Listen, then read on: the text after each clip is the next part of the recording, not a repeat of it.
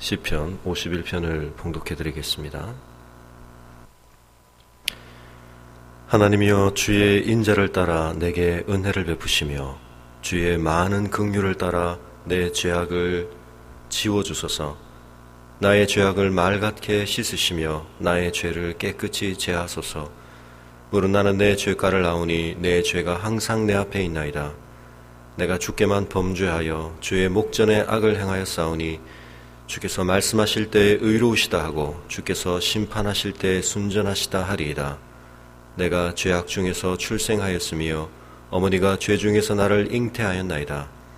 보소서, 주께서는 중심이 진실함을 원하시오니 내게 지혜를 은밀히 가르치시리이다. 우슬초로 나를 정결하게 하소서. 내가 정하리이다. 나의 죄를 씻어주소서. 내가 눈보다 희리이다. 내게 즐겁고 기쁜 소리를 들려주시사 주께서 꺾으신 뼈들도 즐거워하게 하소서. 주의 얼굴을 내 죄에서 돌이키시고 내 모든 죄악을 지워주소서. 하나님이여, 내 속에 정한 마음을 창조하시고 내 안에 정직한 영을 새롭게 하소서. 나를 주 앞에서 쫓아내지 마시며 주의 성령을 내게서 거두지 마소서. 주의 구원의 즐거움을 내게 회복시켜 주시고 자원하는 심령을 주사 나를 붙드소서. 그리하면 내가 범죄자에게 주의 도를 가르치리니 죄인들이 주께 돌아오리이다. 하나님이여, 나의 구원의 하나님이여, 피 흘린 죄에서 나를 건지소서. 내 혀가 주의 의를 높이 노래하리이다. 주여, 내 입술을 열어주소서. 내 입이 주를 찬송하여 전파하리이다. 주께서는 제사를 기뻐하지 아니하시나니 그렇지 아니하면 내가 드렸을 것이라. 주는 번제를 기뻐하지 아니하시나이다. 하나님께서 구하시는 제사는 상한 심령이라. 하나님이여, 상하고 통회하는 마음을 주께서 멸시하지 아니하시리이다. 주의 은택으로 시온의 선을 행하시고 예루살렘 성을 쌓으소서. 그때 주께서 의로운 제사와 번제와 온전한 번제를 기뻐하시리니 그때에 그들이 수소를 주의 제단에 드리리이다. 아멘. 기도하겠습니다. 고마우신 아버지 하나님, 오늘도 저희가 인생의 나그네 된 길을 걸어가며 하나님이 저희를 부르신 본향을 향한 순례자의 길을 걸어가며 또 하루의 생명의 날을 맞이하였습니다. 아버지 하나님, 오늘도 이 날의 주인이 우리가 아니라 하나님이신 것을 기억하게 도와주시고 우리가 나의 것처럼 누리는 이 생명이 주님께서 잠시 맡기신 선물인 것을 기억하게 도와주시옵소서. 오늘도 충성스러운 청지기로 살아가기를 소원합니다. 주님이 삶을 누리도록 허락하신 우리의 몸을 주님 앞에 드리며 우리의 마음을 드리며 뜻과 정성을 드리며 하나님을 온전히 사랑하는 하루가 될 수 있도록 도와주시옵소서. 아버지 하나님, 저희는 사랑을 온전히 받고 누리기 전에는 온전히 사랑할 능력도 자원도 없는 자들인 것을 고백합니다. 하나님의 진실하시고 충만하신 사랑으로 어떠한 이기심에도 사로잡히지 않으신 하나님의 그 선하신 사랑으로 저희들을 충만케 하여 주셔서 끊임없이 이기심과 자기중심성에 사로잡히고 마는 저희들을 자유케 하여 주시고 그 사랑 가운데 충만케 하여 주시옵소서. 아버지 하나님, 사랑하는 자로 살도록 저희들을 불러주셨고 저희들을 사랑하셔서 생명 가운데 저희를 살아가도록 두셨는데 주님, 저희의 삶에 사랑의 열매와 증거보다 죄악과 이기심과 자기주장의 열매만 늘어가는 것을 고백합니다. 사랑의 습관이 자리 잡지 못하고 하나님의 진리 가운데 거룩한 사랑이 우리 가운데서 자라가지 못하는 것을 주님 고백합니다. 주님의 사랑 안에서 주님이 기뻐하실 만한 사랑의 열매를 거두는 좋은 나무들이 되게 하여 주시옵소서. 열매로 그 나무의 선하고 악한 것을 아신다고 말씀하신 주님, 우리의 입술의 말과 심지어 우리의 마음의 생각보다도 우리의 삶으로 드러나는 열매를 통해 하나님 앞에 우리 자신을 드러낼 수 있도록 우리 자신의 삶의 모습들을 온전히 실현할 수 있도록 아버지 하나님, 저희 가운데 아무 막힘이 없게 하시고 우리의 마음의 중심으로부터 우리의 말과 행위에 이르기까지 온전히 성령께서 주장하사 오늘 하루도 하나님이 온전히 기뻐하실 만한 열매로 충만케 하여 주시옵소서. 우리 좋은 나무 교회가 하나님 앞에 그와 같은 열매로 하나님을 예배하며 하나님을 찬양하는 교회 되기를 간절히 원합니다. 오늘도 우리 성도들의 삶이 어느 곳에 있든지 하나님이 세우신 그곳에서 하나님이 위로부터 부으시는 은혜를 온전히 누릴 뿐만 아니라 그 은혜에 감사함과 순종함으로 깨닫는 마음으로 즐겨 자원하여 순종함으로 하나님 앞에 아름다운 열매를 드리는 저희들이 다 될 수 있도록 주님 축복하여 주시옵소서. 주님, 특별히 우리의 삶에 하나님께서 허락하시는 참된 평안이 있기를 간절히 원합니다. 우리의 삶을 위협하며 우리의 삶을 흔들어 놓으며 우리의 삶을 압박하는 그 모든 것들로부터 저희들을 견고하게 지켜주시고 우리의 중심과 우리의 삶의 모든 현실들이 하나님이 보장해 주시고 하나님이 지켜주시고 하나님이 지탱해 주시는 평안으로 충만케 하여 주시옵소서.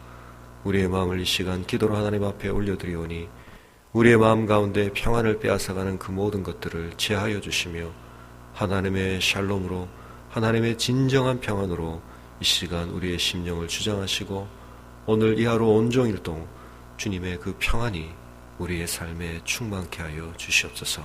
감사를 드리고 우리 주 예수 그리스도 이름으로 기도합니다. 아멘. 오늘 함께 묵상하실 말씀은 역대하 14장입니다. 역대하 14장 1절에서 15절까지 말씀을 봉독하겠습니다.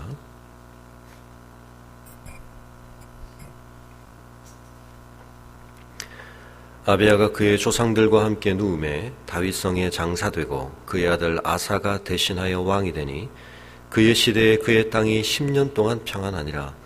아사가 그의 하나님 여호와 보시기에 선과 정의를 행하여 이방 제단과 산당을 없애고 주상을 깨뜨리며 아세라상을 찢고 유다 사람에게 명하여 그 조상들의 하나님 여호와를 찾게 하며 그의 율법과 명령을 행하게 하고 또 유다 모든 성읍에서 산당과 태양신을 없애매 나라가 그 앞에서 평안함을 누리니라. 여호와께서 아사에게 평안을 주셨으므로 그 땅이 평안하여 여러 해 싸움이 없은지라. 그가 견고한 성읍들을 유다에 건축하니라. 아사가 일찍이 유다 사람에게 이르되 우리가 우리 하나님 여호와를 찾았으므로 이 땅이 아직 우리 앞에 있거니와 있나니 우리가 이 성읍들을 건축하고 그 주위에 성곽과 망대와 문과 빗장을 만들자. 우리가 주를 찾았으므로 주께서 우리 사방에 평안을 주셨느니라 하고 이에 그들이 성읍을 형통하게 건축하였더라. 아사의 군대는 유다 중에서 큰 방패와 창을 잡는 자가 30만 명이요 베냐민 중에서 작은 방패를 잡으며 활을 당기는 자가 28만 명이라. 그들은 다 큰 용사였더라. 구스 사람 세라가 그들을 치려하여 군사 100만 명과 병거 300대를 거느리고 마레사의 이름에 아사가 마주 나가서 마레사의 스바다 골짜기에 전열을 갖추고 아사가 그의 하나님 여호와께 부르짖어 이르되 여호와여 힘이 강한 자와 약한 자 사이에는 주밖에 도와줄 이가 없사오니 우리 하나님 여호와여 우리를 도우소서. 우리가 주를 의지하오며 주의 이름을 의탁하옵고 이 많은 무리를 치러 왔나이다.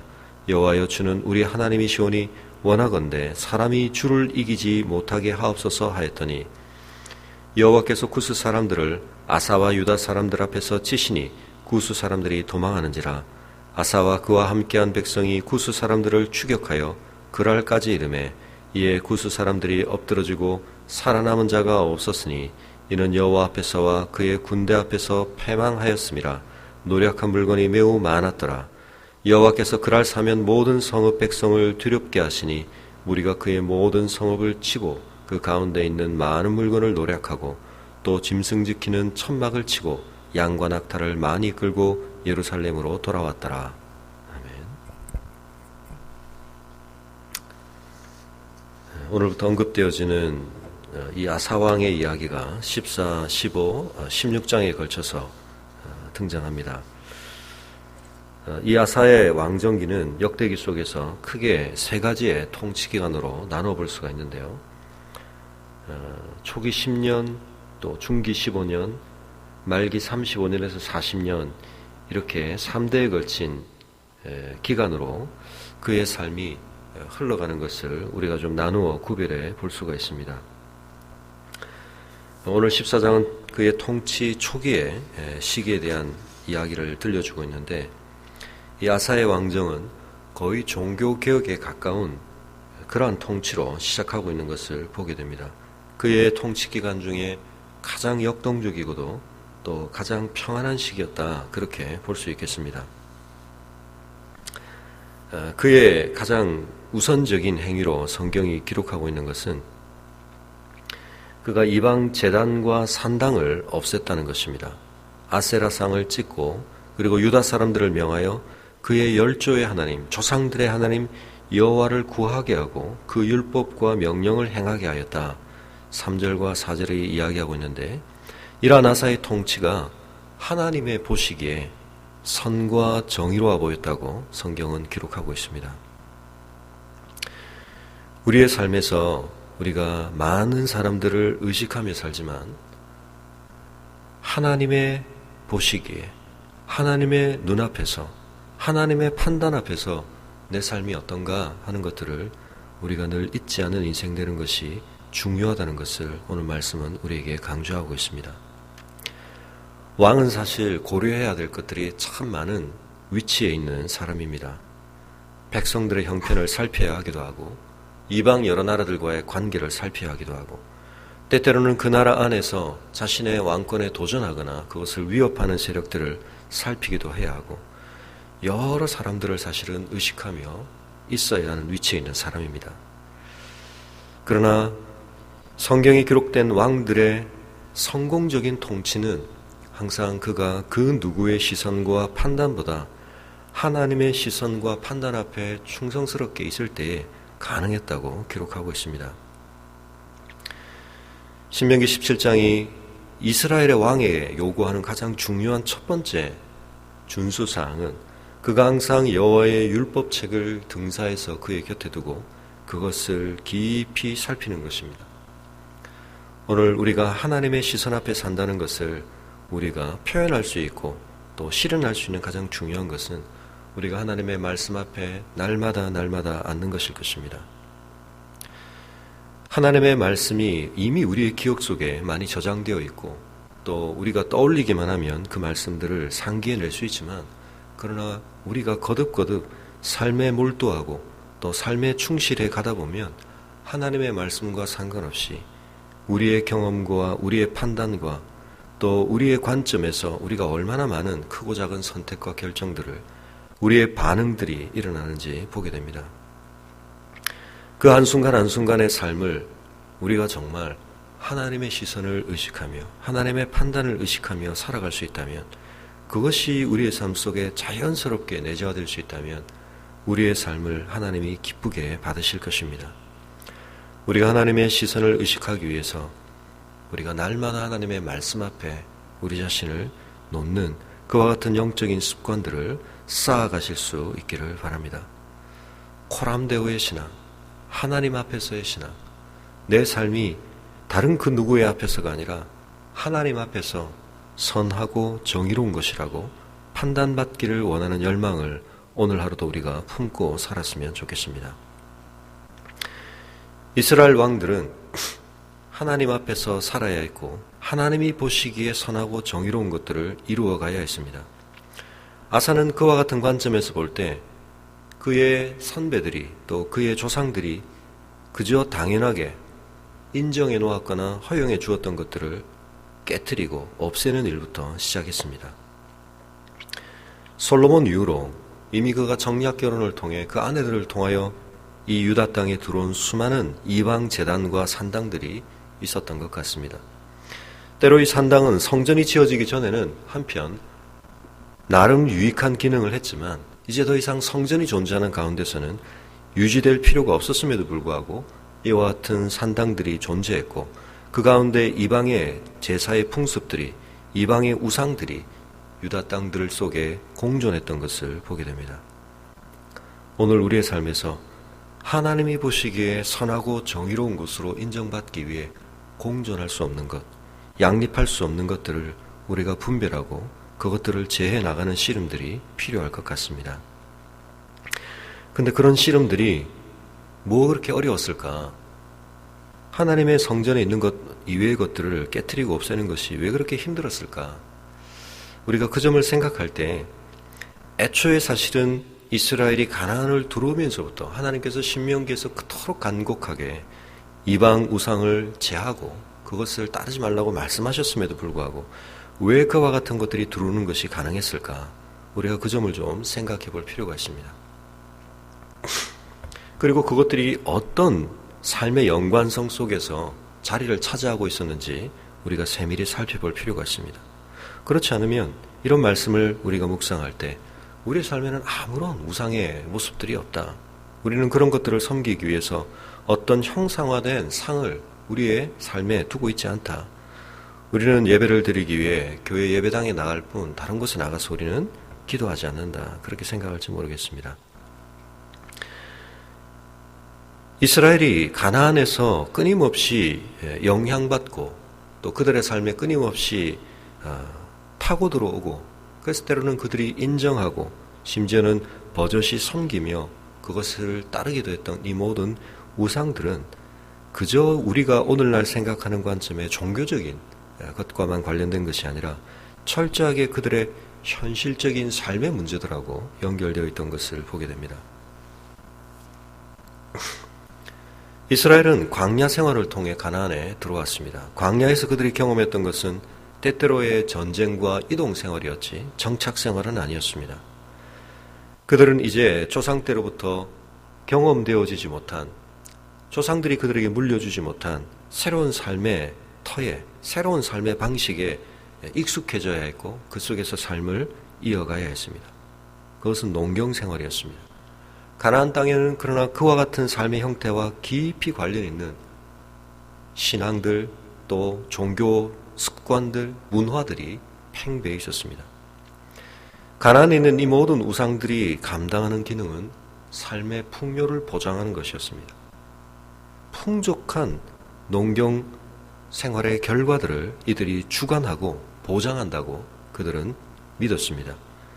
비옥한 땅에 풍성한 비를 내려서 그들이 수고하고 실험하는 이 모든 것들의 아름다운 결과, 풍족한 소출을 얻기 위해서는 이 신들의 주관과 이 신들의 인정과 이 신들의 호의가 너무나 중요하다고 그들은 생각했습니다.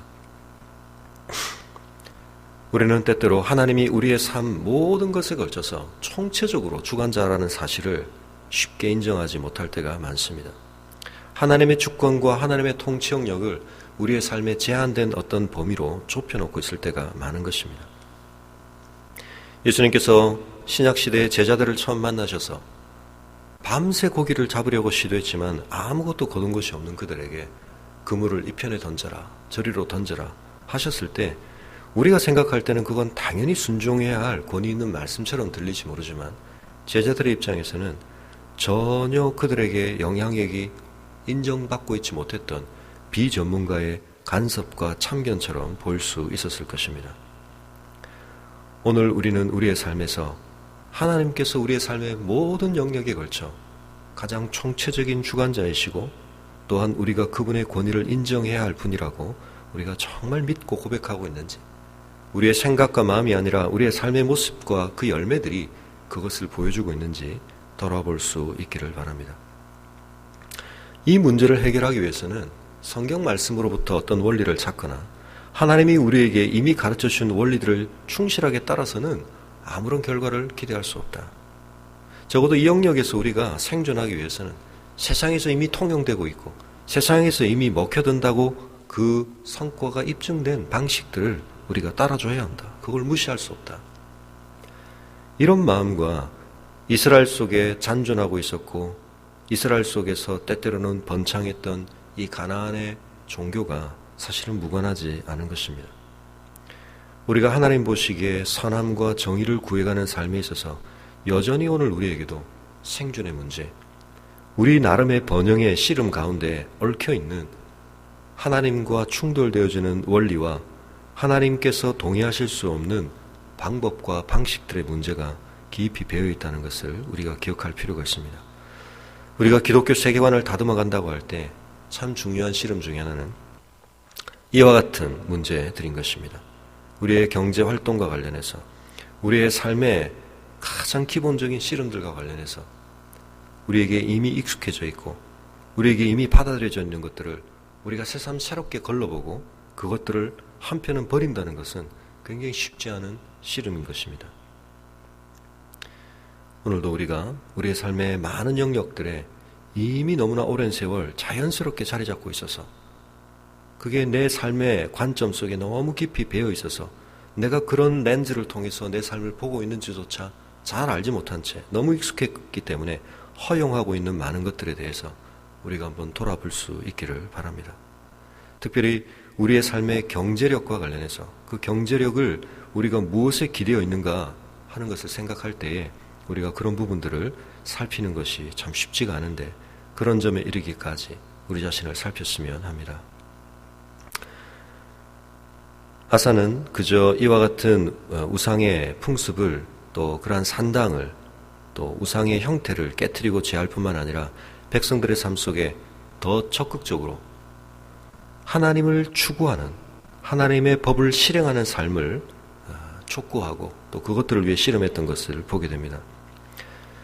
수동적이고 또 소극적으로 우리가 뭔가를 제하는 것도 중요하지만 그 자리를 대체할 더 적극적인 하나님의 원리들을 찾고 우리가 하나님 앞에 그와 같은 열망을 가지고 하나님의 뜻을 추구하는 삶을 이루어가는 것은 또 다른 별개의 씨름일 수 있습니다. 하나님께서 우리에게 살도록 명령하신 삶의 질서가 무엇인지, 우리의 삶 속에 익숙하게 뿌리내려야 할 삶의 원리가 무엇인지 오늘 하루도 우리가 새롭게 깨달아가고 또 이미 깨달은 것이지만 우리의 삶 속에 충실하게 실현되고 있지 못한 것들을 우리가 다시 한번 곱씹으며 그것들을 실현할 수 있으면 좋겠습니다.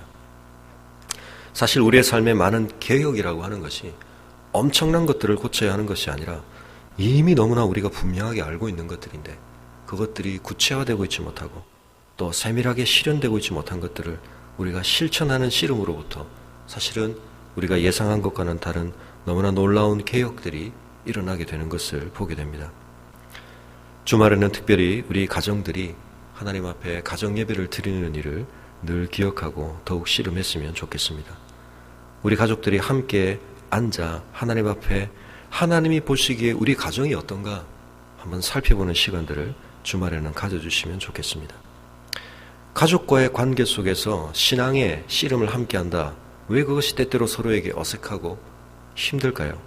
그것은 우리가 삶의 아주 많은 영역들을 서로에게 노출하고 있고 그것들을 서로 알고 있기 때문입니다. 그래서 사실은 우리 속에 하나님의 보시기에 선함과 정의가 행해지지 못하는 모습들, 우리가 그 말씀에 직면하고 보면 아하, 우리 가정에 이런 이방의 제단이 있었구나, 이런 산당이 있었구나, 이런 깨트려지지 않은 주상이 있었구나. 더 적극적으로 나아가서 우리가 너무나 당연하게 믿고 고백한다고 생각했는데 우리 가족의 삶들 속에 하나님께서 명하신 율법과 명령 중에 우리의 관계 속에 준행되고 있지 않는 것들이 있구나. 우리의 가정 속에 정착되고 있지 않는 것들이 있구나. 우리가 이런 것들을 새삼스럽게 발견하는 것은 가정이 함께 하나님 앞에 예배하며 그 속에 하나님의 말씀을 선포하며 서로가 그 말씀 앞에 마주 앉는 씨름들을 통해서 가능하리라고 생각합니다. 우리 좋은나무교회 성도들께서는 특별히 우리 주말에 꼭 한 번씩은 우리 가정 예배를 드리는 일을 하나님 앞에 힘써 주시면 좋겠습니다.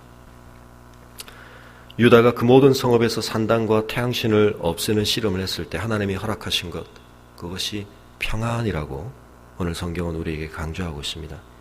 5, 6, 7장에 걸쳐서 하나님께서 그들에게 평안을 주셨다. 그들이 하나님을 전심으로 찾을 때 하나님이 허락하신 것이 평안입니다.